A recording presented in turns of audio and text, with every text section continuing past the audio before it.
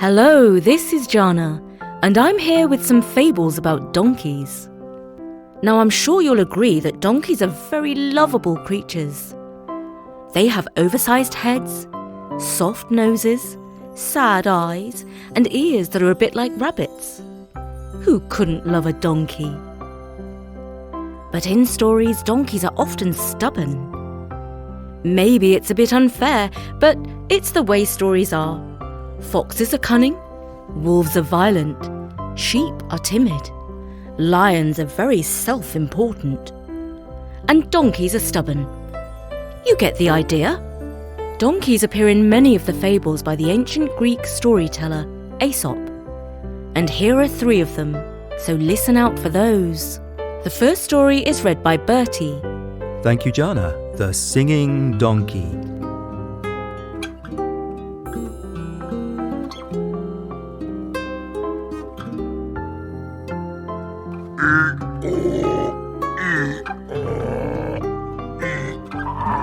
One day, a donkey was nibbling on some green grass in the field.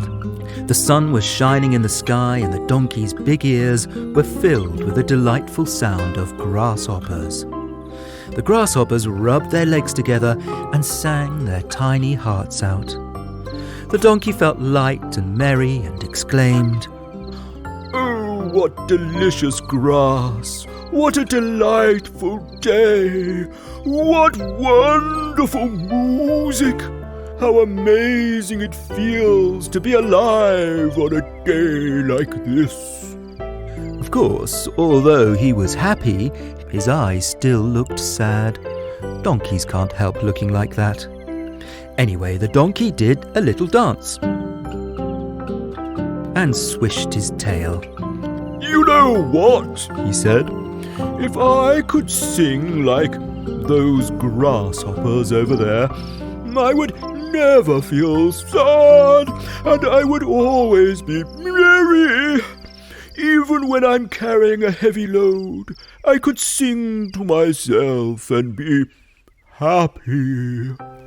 So he worked up the courage to go over to the grasshoppers and speak to them about their music. "Excuse me, dear creatures," he said. "I hope you don't mind me interrupting your performance. I'm your biggest fan. I love your music and I go to all of your concerts." No problem at all, said the lead singer of the grasshoppers. Flattery will get you everywhere.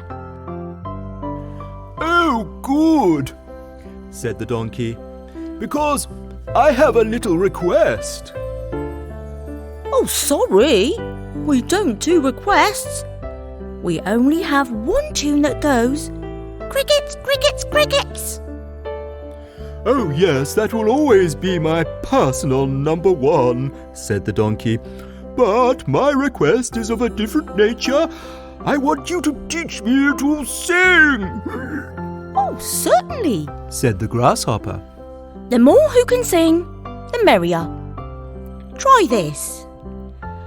Do, re, mi, fa, sol, la, ti.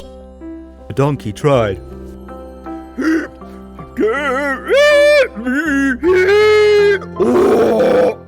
The sound was truly awful. All the baby grasshoppers were terrified and went to hide in the bushes. Said the grasshopper's lead singer. Maybe we're going to need a few lessons to get the hang of this. "Oh yes, I will never give up. People say I'm super stubborn. It's my best feature. Or..." How awful! I mean, good for you, said the grasshopper. Trying is all very well and admirable, but if you want to be a great singer, you should take on this top tip from me. Over on the other side of the mountain, there's an especially musical spring. You'll know it because it sings all sorts of heavenly tunes. If you go and drink from that spring, your voice will be 10 times better. all the top singers drink from it. But don't tell anyone, because it's a secret spring. Oh, thank you. The donkey left the lush green field and headed off round the mountain in search of the musical spring that could help him to sing beautifully.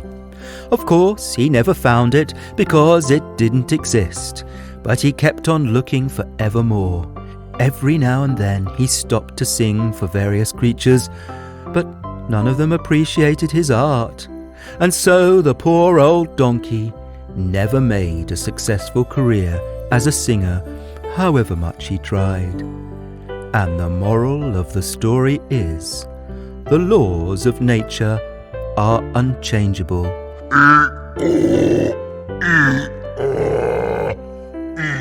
Hey Jana, do you think that's a good moral? It's for sure that donkeys don't naturally have good singing voices, but I do admire him for trying. Yeah, maybe one day people will learn to appreciate the donkey singing. In a minute or so, I'm going to be reading another donkey fable. But first, it's time for the first of this week's sponsors. We're excited because we really love this sponsor. They're called OutSchool.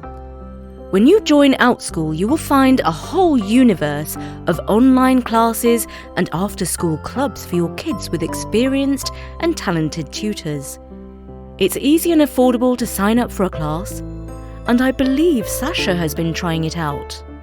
Yes, my 11-year-old son Sasha has just taken an OutSchool class called Let's Draw Birds Step-by-Step Pencil Sketching Club.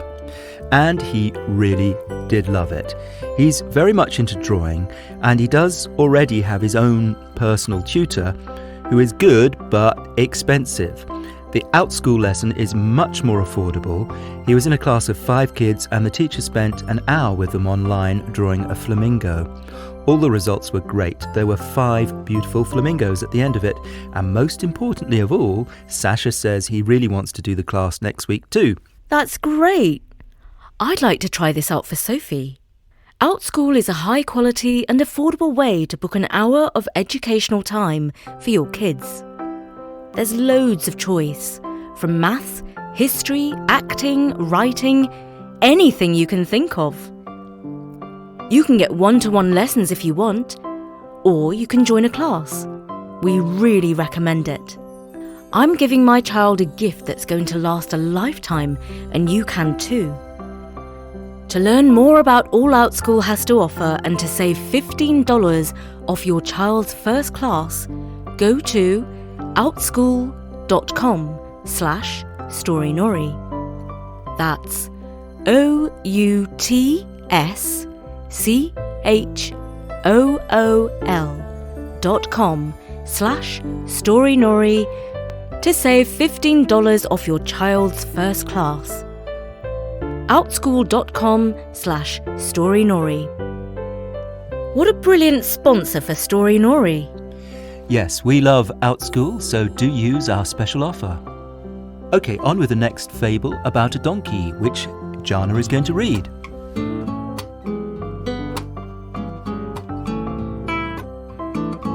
A father, his son, and a donkey were on their way to market.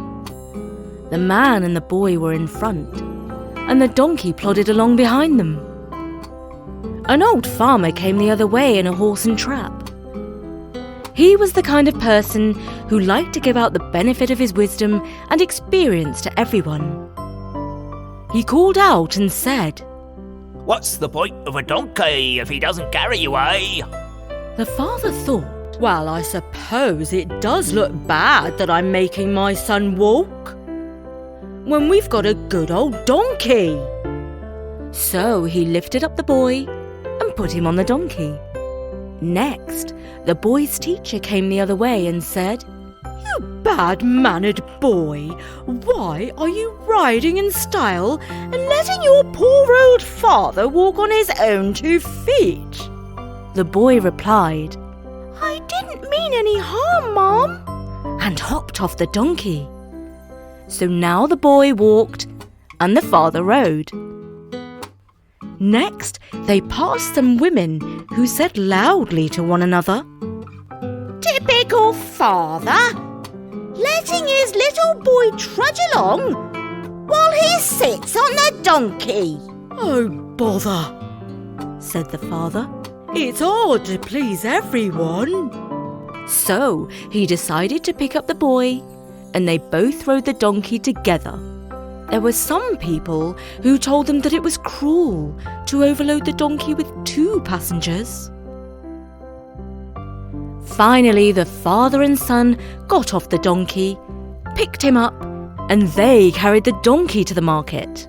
And the moral is, if you try to please everyone, you will end up pleasing no one. Hey, that's a funny story, Jana.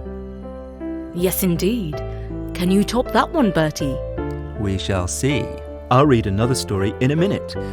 But first, let's catch up with our great sponsor, Little Passports. Little Passports is an award-winning subscription that sends a box of wonders to your door every month.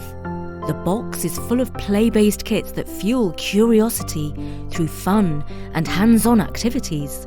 And of course, it's all screen-free.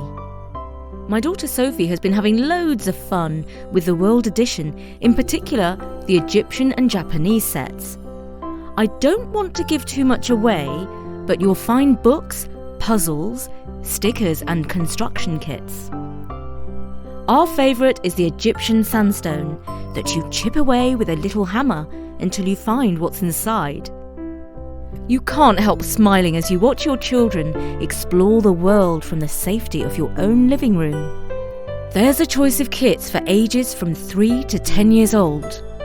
This holiday, give the young explorer in your life a world of adventure. Get 20% off any new subscription with promo code STORY at littlepassports.com. Order by the 20th of December for Christmas delivery. Free shipping included. That's littlepassports.com, promo code STORY. And now, Bertie, do you have another story for us? Yep, this one is called How to Reason with a Donkey. There was once a band of robbers who had burgled a rich mansion. They got away with a huge treasure trove, silver goblets and plates and boxes full of gold coins. While they were about it, they stole a donkey from a stable and loaded all the loot onto his back. Then they set off with the donkey and the treasure, heading for their hideaway in the mountains. The only problem was that halfway up the mountain, the donkey decided that he had gone far enough. He just stood rooted to the spot. The robber chief hit him repeatedly with a crop, but all he did was "ee-aw." No amount of beating could make that donkey budge.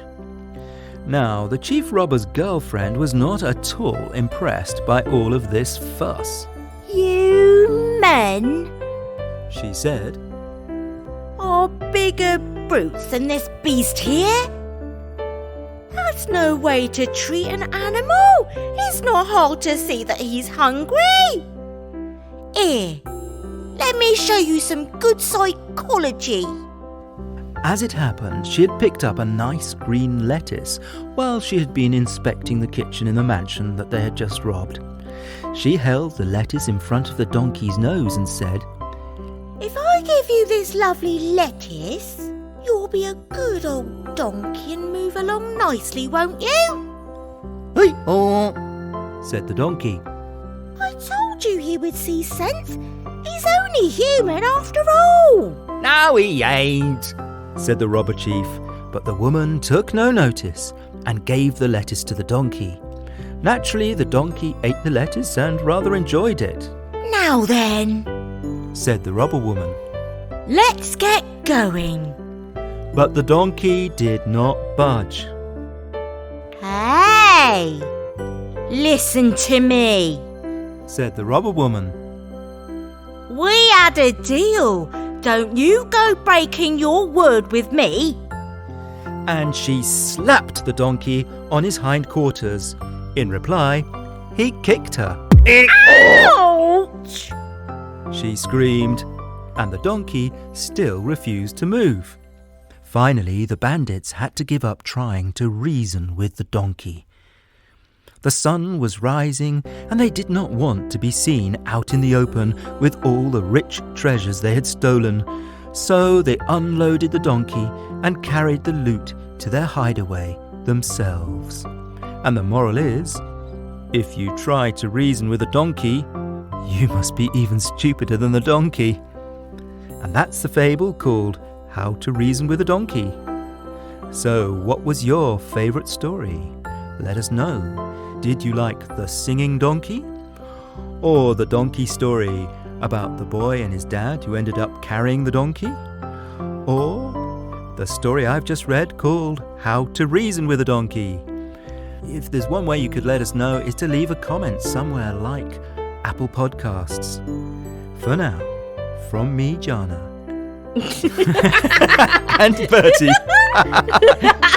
And don't forget to support our wonderful sponsors, Little Passports and Outschool.